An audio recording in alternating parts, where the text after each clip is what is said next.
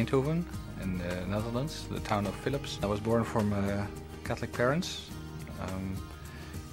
I was the oldest of 6 children. My parents were very faithful. We had to go to church at a certain moment, but we didn't like it anymore at a certain moment. I was 12, 13 and I had been in a choir in the church, but I stepped out of it. But we still had to go, and at a certain moment I realized that after Mass I felt more peaceful. Whereas I didn't want to go, but after Mass I felt, in a reflection, every time I felt good.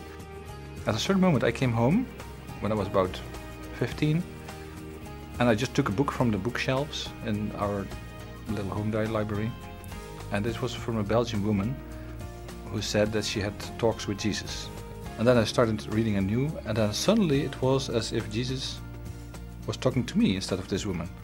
And I was really struck, because at that moment I felt, wow, Jesus is there. He really exists.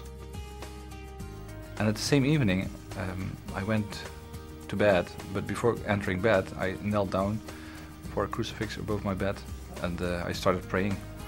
And that was every evening from then, because I knew Jesus is there, so when he's there I have to talk to him. Although from the outside no one would know it.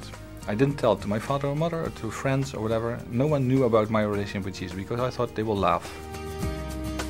At a certain moment, I was 17, I had to go to another school, to a higher technical education. But then, suddenly, when I thought of it, the same unrest appeared.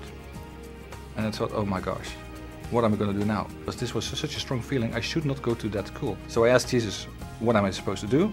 And then there came a kind of neon light in my head, somewhere in the middle. And this neon light showed a word, which was priest.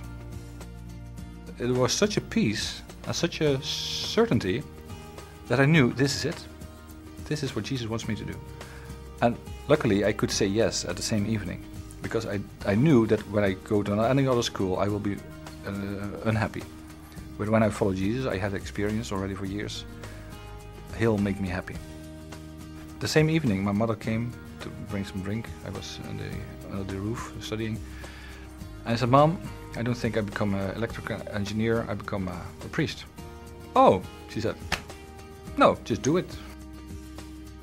So I knew this is my way, and then I went to seminary. I had to learn Greek and Latin and all kinds of languages and geography and history, because in the technical education you need to get all these disciplines.